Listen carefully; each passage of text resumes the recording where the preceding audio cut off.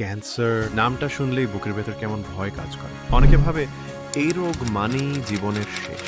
কেউ অ্যালোপ্যাথি চিকিৎসায় লাখ লাখ টাকা খরচ করে, কিন্তু শেষ পর্যন্ত সুস্থ হতে পারে না। হতাশা আর নিরাশায় থেকে যায়। কিন্তু আশার আলো এখনো নিভে যায়নি। বাংলাদেশের একজন নিবেদিত প্রাণ চিকিৎসক আছেন, cancer specialist doctor SM. Sarwar. তিনি শুধু একজন ডাক্তার নন, তিনি অনেক পরিবারের কাছে জীবনের শেষ ভরসা। তার হাতে চিকিৎসা নিয়ে ইতিমধ্যে 4,000-এরও বেশি ক্যান্সার রোগী সুস্থ হয়ে নতুন জীবন ফিরে পেয়েছেন। যারা একসময় ভেবেছিলেন সব শেষ, আজ তারা হাসছেন, স্বাভাবিক জীবনে ফিরেছেন, পরিবারের সঙ্গে নতুন করে স্বপ্ন দেখছেন। ডক্টর সারোয়ার শুধু ক্যান্সার নয়, নানান জটিল রোগেরও চিকিৎসা দিয়ে থাকেন।